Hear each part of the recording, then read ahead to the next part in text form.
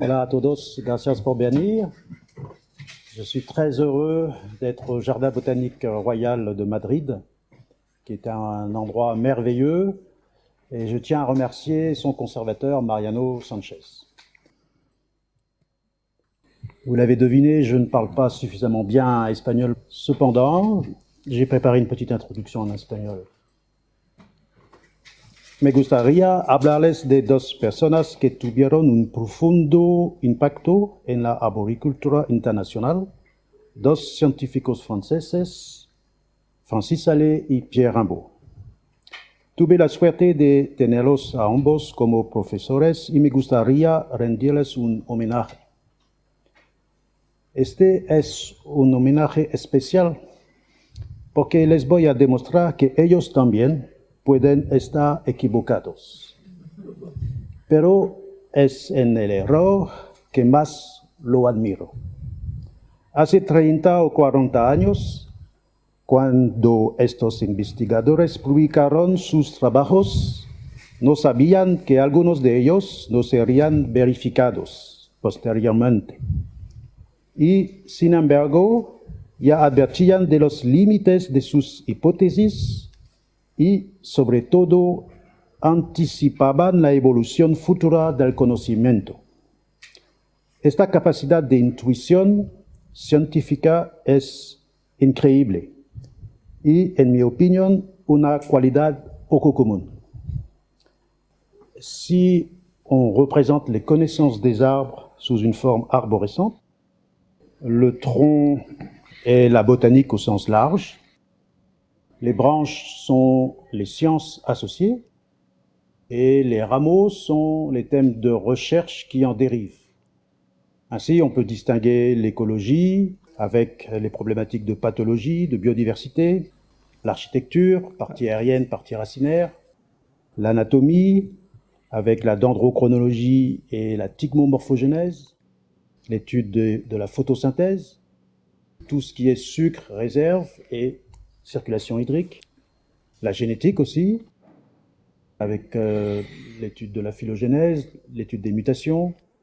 On va s'intéresser à la branche architecture. L'architecture est née à partir des modèles architecturaux proposés par Francis Allais et Oldman en 1970. Les modèles architecturaux ont pour origine les travaux plus anciens de Corner en 1949. Les modèles architecturaux sont toujours d'actualité. Je vous signale l'existence d'un livre paru en 2019, écrit par Allais et Keller, sur l'évolution des arbres vers les herbes à travers les modèles architecturaux. Et je signale que Pierre Rimbaud avait déjà proposé en 2001 une phylogénèse entre les modèles architecturaux. À partir des modèles architecturaux, il y a eu deux grandes voies. Une voie très fructueuse, avec de nombreux concepts. Le concept de la réitération, proposé par Oldman en 1974. Le concept de métamorphose, proposé par Hedelin en 1984. Et le concept de duplication, proposé par Éric Nicolini en 1997. La deuxième voie, c'est une contre-allée. Ce n'est pas un axe principal, c'est une contre-allée empruntée par Francis Allais, qui a proposé en 1986 la notion d'arbre colonnière, avec deux hypothèses, l'hypothèse du bois racinaire dans les troncs et l'hypothèse des mosaïques génétiques. Pierre Rimbaud a utilisé la première voie et il a décliné plusieurs concepts architecturaux dans de nombreux domaines. Il a appliqué l'architecture aux arbustes en 1990. Le premier à avoir mis en évidence la réitération au niveau des racines. Et il a proposé une méthode qui s'appelle la méthode des 10 stades de développement. Et il a donné de nombreux conseils aux professionnels en termes de taille des arbres. Et beaucoup plus tard, je me suis moi-même appuyé sur ces travaux pour proposer une méthode qui s'appelle la méthode Archi. Voici mes deux professeurs, Pierre Rimbaud et Francis Allais. Pierre Rimbaud est né en 1949 Il est malheureusement décédé. Et il a travaillé comme professeur et chercheur dans plusieurs écoles. C'était un spécialiste des racines, des arbustes, des arbres, ornements et fruitiers. C'est le fondateur d'une association française dédiée aux arbustes. Francis Allais est né en 1938, vit à Montpellier aujourd'hui. Il a longtemps exercé en Afrique comme professeur-chercheur, puis à l'université de Montpellier. C'est un spécialiste des forêts tropicales, de l'architecture des arbres, et c'est l'inventeur du radeau des cygnes. Il dit que son grand-père maternel a des origines espagnoles. Pierre Rimbaud et Francis Allais ont en commun un don pour le dessin. Vous avez ici un dessin réalisé par Pierre Rimbaud d'un système racinaire, d'un chêne. Et vous avez ici un profil forestier réalisé par Francis Allais au Sri Lanka. Avant de continuer, je vais m'attarder sur les dynamiques cognitives. Une nouvelle connaissance apparaît souvent à la suite d'une découverte. Cette connaissance est généralement étendue à d'autres domaines divers et variés, ce qui fait apparaître plus ou moins rapidement les limites de cette connaissance et ce qui peut déboucher vers une nouvelle connaissance. On pourrait imaginer que cette dynamique est linéaire. En réalité, les choses sont un peu plus complexes. Les chercheurs, très souvent, lorsqu'ils publient leurs résultats, avertissent les lecteurs sur les contours de validité de leurs résultats. Ils anticipent donc sur les limites de leurs connaissances. Et certains chercheurs, comme Francis Allais et Pierre Rimbaud, vont encore plus loin dans l'anticipation parce qu'ils imaginent les futures connaissances qui prendront le relais de leurs propres recherches. Et c'est ce que je voudrais vous démontrer à travers deux exemples. Nous allons prendre l'exemple de l'hypothèse du bois racinaire dans les troncs et nous allons prendre l'exemple des 10 stades de développement proposés par Pierre Rimbaud. Donc on commence par l'hypothèse de Francis Allais en 1986. Francis Allais est à l'origine des modèles architecturaux. Et les modèles architecturaux s'appliquent à toutes les plantes grimpantes, les lianes, les herbes.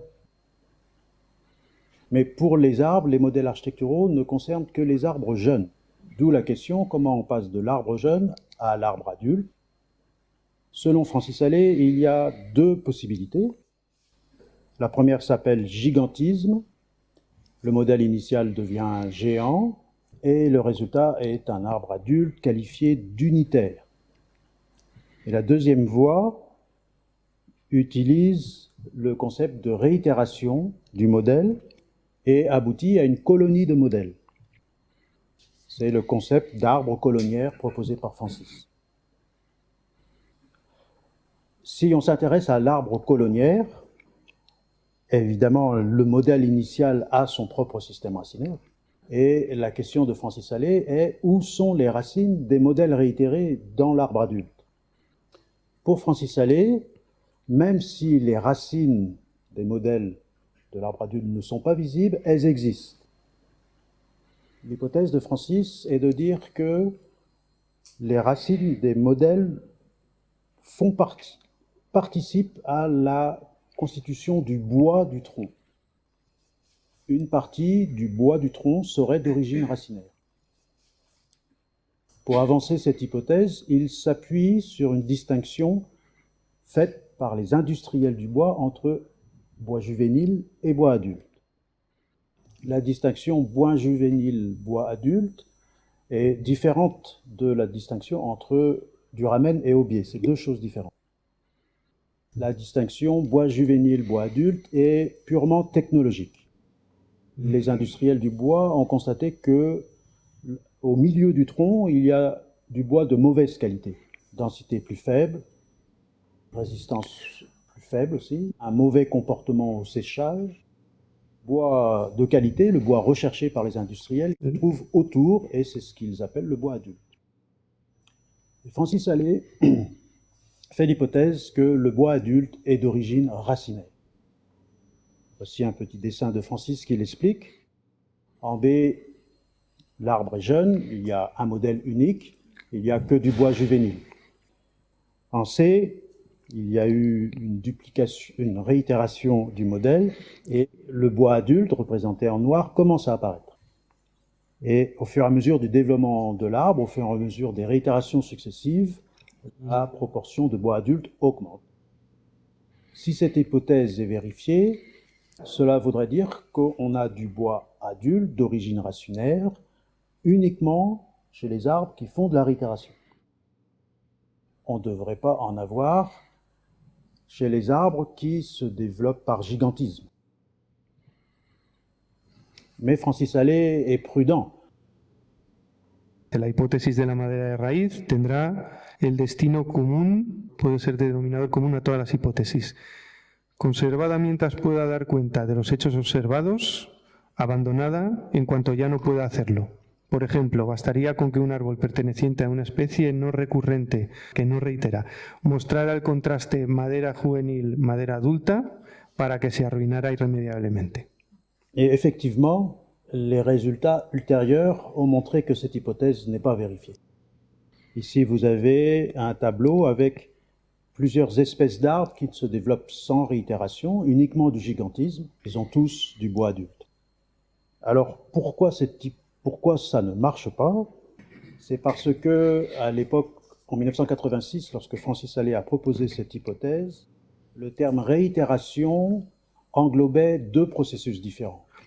Et il y a un processus proche de la réitération qu'on connaît maintenant qui s'appelle la duplication. On sait que duplication et réitération sont très différentes aujourd'hui. Lorsque l'arbre se construit par duplication, il se développe selon une séquence prévisible dans le temps et dans l'espace.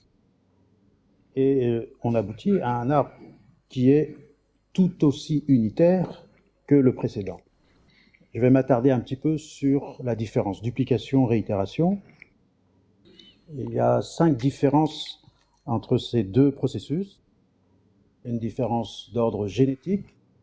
On a des espèces d'arbres qui sont capables de faire duplication et réitération. Il y a des arbres qui peuvent faire duplication mais pas réitération, et inversement. Deuxième différence, l'origine anatomique diffère également. Les structures apparaissant par duplication ont pour origine des axes produits par ramification, et les structures qui résultent de la réitération ont pour origine des bourgeons latents. Les fonctions sont différentes aussi. Un arbre qui fait de la duplication se construit, il suit des voies de passage obligatoires. Un arbre qui exprime de la réitération réagit à des facteurs déclenchants. Donc l'arbre se construit par duplication et il va se réparer, se restaurer par réitération. Et je viens en même temps d'expliquer la quatrième différence, qui est le déterminisme, endogène d'un côté et exogène de l'autre. Et la dernière différence concerne le vieillissement de l'arbre. La duplication ne perturbe pas l'évolution du vieillissement, alors que la réitération est un retour en arrière, c'est-à-dire un rajeunissement. La duplication du tronc permet au tronc de donner des axes identiques à lui-même, selon une séquence prévisible, et la réitération permet au tronc de donner naissance à des structures plus jeunes que lui-même. Je vais vous l'expliquer de façon visuelle. Ici, vous avez un arbre qui est le résultat de gigantisme. La partie basse correspond aux structures mises en place lorsque l'arbre était jeune. Et le sommet de l'arbre est le résultat du vieillissement de l'arbre. Et on peut dire qu'au cours de son développement, l'arbre passe par différentes étapes de vieillissement, représentées par des couleurs différentes. Que se passe-t-il pour un arbre qui se construit par duplication? On va prendre le même principe des couleurs. À gauche, un arbre qui se développe par gigantisme. À droite, un arbre qui se développe par duplication. Première étape. Deuxième. Troisième. À droite, il y a une duplication, mais on ne change pas de couleur. On continue à se développer. Et à droite, il y a une duplication au niveau de la couleur rose. Et ainsi de suite. Donc, vous voyez que ces deux processus identiques Mais dans un cas, il n'y a pas de duplication, et dans l'autre, il y a des duplications à différents moments. Autre situation, vous avez un arbre qui a commencé à se développer qui, pour différentes raisons, se retrouve incliné. Il va essayer de retrouver une verticalité, il va continuer à pousser, peut-être à essayer de se redresser. Mais le moyen le plus rapide de retrouver une verticalité, c'est de mobiliser un bourgeon latent et de faire apparaître une nouvelle structure par réitération. Et par la suite, les deux parties continuent à se développer. Vous avez une partie qui est le résultat de duplications successives, avec un phénomène de vieillissement qui n'est pas perturbé. Et la structure apparue par réitération correspond à un rajeunissement parce que vous voyez que j'ai représenté en rouge la base de cette structure produite par réitération. Sur l'arbre précédent, tout ce qui est produit par duplication se fait à l'identique et on ne parle pas de duplication totale ou partielle, c'est-à-dire qu'à un moment donné, l'arbre duplique ce qu'il fait. En revanche, ce qui est produit par réitération peut être une réitération totale, c'est-à-dire y compris avec réitération de racines adventives. Donc les racines que recherchait Francis Allais, elles existent, mais pas sur toutes les structures d'un arbre. Elles apparaissent à la base de nouvelles structures qui apparaissent à partir de bourgeons latents. Voici deux exemples. Vous avez à gauche une petite structure apparue par réitération et qui produit déjà ses propres racines. Et à droite, vous avez un saule qui s'est penché, comme sur le schéma précédent. Et la structure verticale, la plus grosse, ce n'est pas une branche, ce n'est pas une duplication, c'est une réitération. Et comme cet arbre est à proximité d'un lac, les niveaux d'eau varient, et lorsque l'eau était à la base de ce suppléant, de cette réitération, il y a eu production de racines. On peut avoir des arbres qui font à la fois de la duplication et de la réitération, c'est l'exemple de cette espèce. La partie haute, le houppier, a été construite par duplication du tronc, et vous voyez que sur le tronc, on a une réitération du modèle initial. On peut avoir des espèces qui se développent par duplication, mais qui sont incapables d'exprimer de la réitération. Sur un pin parasol, lorsqu'une branche est coupée ou cassée, l'arbre est dans l'incapacité de remplacer parce qu'il ne peut pas faire de réitération. Vous avez d'autres espèces, au contraire, qui ne sont génétiquement pas aptes à produire des duplications, mais sont capables de faire de la réitération. Vous avez deux Séquoiadendron giganteum, il y en a un qui a été cassé et qui régénère son houppier par réitération.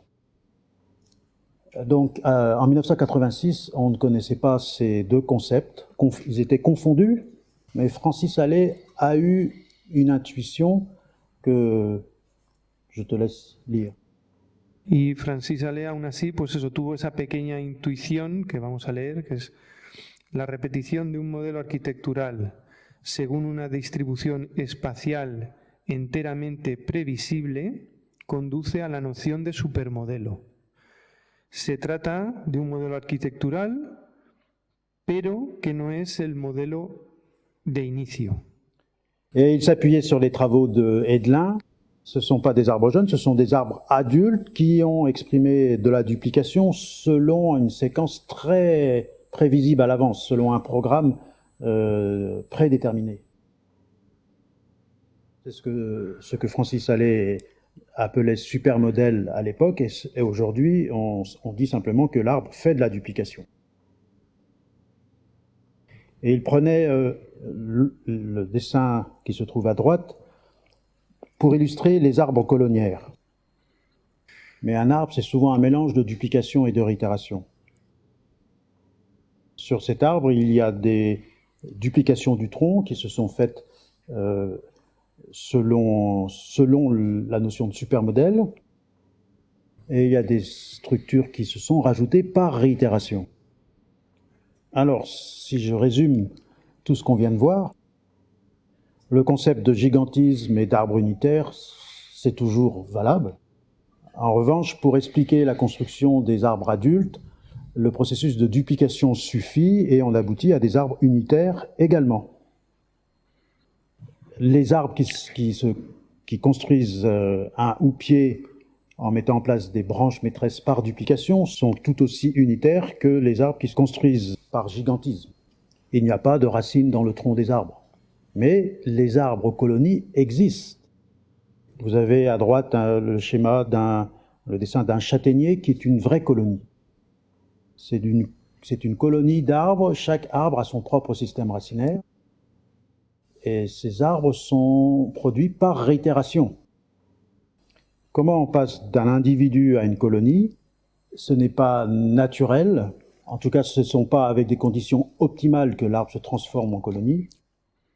Et il faut des contraintes du milieu ou des contraintes provoquées par l'homme qui empêchent l'arbre de faire des duplications. Il faut des contraintes qui obligent l'arbre à produire une grande quantité de réitération. Des stress sur le tronc, comme par exemple une taille répétée, comme sur les arbres têtards, empêchent l'arbre de dérouler sa séquence normale, obligent l'arbre à faire des réitérations successives, des réitérations qui peuvent produire leurs racines. Et lorsque ça se répète de nombreuses fois, l'arbre peut se transformer en colonie. On vient de voir ici de quelle façon a évolué une connaissance. Ces modèles architecturaux, lorsqu'on les applique aux arbres adultes, ont donné naissance au concept d'arbre unitaire et coloniaire proposé par Francis Allais. Il y a eu une interrogation et une hypothèse concernant le bois d'origine racinaire dans les troncs, une hypothèse qui n'a pas été vérifiée, et il y a eu une intuition de la part de Francis, intuition de supermodèle, qui a débouché aujourd'hui sur la distinction réitération-duplication. J'ai eu l'occasion, ici, là, lors d'un salon du livre, d'exposer tout ce que je viens de vous dire à Francis Allais lui-même. Et comment a-t-il réagi? Et il m'a écouté, et puis quand j'ai fini, il m'a dit « c'est tout ?» J'étais surpris parce que c'était déjà beaucoup pour moi. Et il m'a dit « eh bien, je m'en sors bien ». C'est déconcertant, mais c'est typique du personnage. Francis Allais est un lanceur d'idées. Et il considère que ce n'est pas forcément à lui de vérifier si ça marche. Et quand ça ne marche pas, ce n'est pas un problème parce qu'il a déjà d'autres idées. Je vais prendre un autre exemple avec, cette fois-ci, Pierre. La méthode des 10 stades de développement qui a bien marqué la profession, date de 1993, et a pour origine des observations qui ont d'abord été faites sur les racines. Avant Pierre Rimbaud, on ne connaissait que cette typologie proposée par les Allemands en 1968, avec simplement 3 types morphologiques de racines, un type en râteau, à gauche, un type pivotant, et le 3e type, qui est le type le plus représenté dans les arbres, c'est qualifié de système racinaire en cœur. C'était une approche très simpliste et qui ne prenait pas en compte la dynamique de mise en place du système racinaire. En 1991, Pierre Rimbaud a exposé de quelle façon les systèmes racinaires se mettaient en place. Et il y a plusieurs stades qui sont toujours valables aujourd'hui. La première étape, c'est l'installation d'un pivot, souvent beaucoup plus profond que la petite plantule. Ce pivot se ramifie. L'étape suivante, c'est la duplication. La duplication du pivot initial et l'extension des racines superficielles. Et la dernière étape, se reconnaît à de la mortalité naturelle qui apparaît en profondeur sur les racines courtes, puis les racines de gros diamètre. Si on regarde les choses à l'envers, il y a eu d'abord une phase d'édification, de ramification, ensuite une phase d'extension et une phase de régression vers le centre de l'arbre. Pierre Rimbaud s'est appuyé sur cette dynamique pour proposer 10 stades de développement pour la partie aérienne. Les stades 1 à 4, c'est la ramification, c'est l'édification. Les stades 5 et 6, c'est l'extension du houppier par duplication. Les stades 7 et 8, l'extension diminue. Et comme pour les systèmes racinaires, le stade 9 correspond à une mortalité qui commence au sommet et qui progresse vers le bas. Et en réaction à cette mortalité, l'arbre produit de nouvelles structures par réitération. Ce sont les petites flèches sur les schémas. Pierre Rimbaud avait bien remarqué que ce sont ces petites flèches, ces petites structures produites par réitération qui peuvent produire des racines.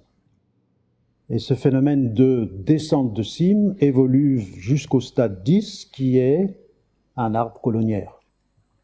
Évidemment, Pierre Rimbaud, comme Francis Allais, avertissait les lecteurs sur les limites de cette proposition, et notamment les problèmes complexes liés aux sécheresses passées.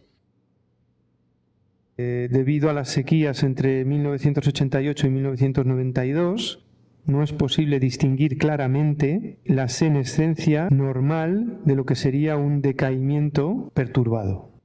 Et effectivement, la méthode des 10 stades de développement a des limites. On va prendre l'exemple de deux arbres, deux chênes. L'image du haut correspond parfaitement au stade 6. L'arbre qui se trouve en bas a un contour beaucoup plus irrégulier au niveau du houppier. On devine de la mortalité au sommet et on devine à l'intérieur du houppier des structures produites par réitération. C'est typiquement le stade 9 selon Pierre Rimbaud. Il se trouve que ces deux arbres sont le même arbre. C'est deux photos du même arbre. Il y a une photo prise en 1895 et il y a une photo prise en 1981, 86 années après. C'est un exemple remarquable de résilience et on passe du stade 9 au stade 6. Mais on peut imaginer aussi qu'un arbre qui est au stade 6 puisse passer au stade 9. Et la réalité, c'est que dans la vie d'un arbre, on passe très souvent du stade 6 au stade 9 et inversement. Parce qu'en réalité, ces deux stades sont un seul et même stade. Un seul et même stade, mais avec deux états. État normal, état stressé, état normal, état stressé, résilience, stress, etc. Donc on commence à voir les limites de la méthode. Et il y a une deuxième limite aussi. Du stade 10, on peut aller au stade 5. Et oui, parce que le stade 10 est une colonie. Donc dans une colonie, il y a des arbres jeunes, il y a des arbres au stade 4, au stade 5. On peut revenir à la case départ. Et donc, dans cette méthode, où est la sénescence ? Il se trouve que la sénescence, c'était mon sujet de thèse en 1994. Et pour m'affranchir du problème qu'a connu Pierre Rimbaud, c'est-à-dire pour m'affranchir des contraintes comme la sécheresse, j'ai étudié la sénescence en Guyane française sous les tropiques. Et cela a permis de définir un dernier stade de développement qu'on peut appeler la sénescence. Quel que soit le type de forme arborescente, lorsque l'arbre reste à l'état d'individu, lorsqu'il est unitaire, il se dirige de façon irréversible vers la sénescence. La sénescence se caractérise par de la mortalité naturelle et surtout une perte de la capacité à exprimer de la réitération. Et cela veut dire que, contrairement à un arbre jeune ou à un arbre adulte, lorsqu'un arbre sénescent perd une branche, il ne peut pas la remplacer. Mais Pierre Rimbaud a eu cette intuition. Es posible que un estado realmente senescente se pueda llegar a adquirir a lo largo de la etapa 8. Es cierto que cuanto más se envejece fisiológicamente el árbol, menos puede la poda frenar su envejecimiento. Et donc, l'intuition de Pierre Rimbaud, c'était de dire la sénescence, c'est le stade 8. Et c'est vrai, il a raison. Par contre, quand on est au stade 8, on est bloqué. On ne peut pas passer au stade 9. Ce sont que les arbres jeunes ou adultes qui peuvent faire une descente de cime. Dans la méthode de Pierre Rimbaud, il y a une confusion entre les stades de développement et les états physiologiques. Dans un monde idéal, l'arbre va passer de jeune à sénescent de façon directe. Dans un monde réel, il va connaître énormément de perturbations, d'accidents, Il peut s'écarter de la normale et revenir à la normale, c'est la résilience. Il peut aussi faire un houppier un peu plus bas, c'est la descente de cyme. Il peut aussi mourir de façon prématurée, malheureusement. En tout cas, il y a des voies qui ne sont pas possibles, comme par exemple passer d'un arbre sénescent vers un arbre qui produit un deuxième houppier. Je vais vous montrer 6 états différents pour un même stade de développement. Un adulte où tout va bien, tout est normal. Un adulte qui s'écarte de la normale, mais qui fait beaucoup de réitération. Et les structures produites par réitération, on les appelle aujourd'hui des suppléants parce qu'ils viennent remplacer ce qui dépérit dans un arbre. Ça, c'est un arbre stressé. Voici, au contraire, un arbre qui est en train de reconstruire son houppier par réitération en produisant des suppléants qu'on qualifie de suppléants orthotropes. Un jeune adulte qui, lui, est dans une situation de dépérissement bloqué, irréversible, parce que les suppléants produits n'ont pas suffisamment de vitalité pour remplacer les branches mortes. Et c'est un arbre adulte encore qui fait un nouvel houppier, c'est la descente de cyme. Et ici, un état particulier qui concerne des espèces qui ne sont pas capables d'exprimer de la réitération, mais qui peuvent dépérir au sommet et continuer à pousser avec des branches du houppier d'origine. On s'éloigne des 10 stades de développement. On peut définir, ça c'est la flèche du haut des stades, effectivement, mais on peut s'écarter de cette séquence normale en exprimant des résiliences, des retours à la normale et aussi des points de non-retour. Une petite synthèse. En périphérie d'un arbre, vous avez de la ramification. Au milieu, vous avez des branches maîtresses qui sont le résultat de duplication. Et les structures qui viennent se rajouter en fonction de différents facteurs déclenchants expriment de la réitération. Avec ces 3 processus, on peut faire un diagnostic de l'état d'un arbre. Le processus de duplication donne naissance à des branches maîtresses et l'observation des branches maîtresses donne une idée sur le stade de développement de l'arbre. Le processus de ramification donne naissance aux différentes catégories de branches en périphérie d'un arbre adulte. Et selon que la ramification est normale ou appauvrie, on peut savoir si l'arbre s'écarte de la normale ou pas.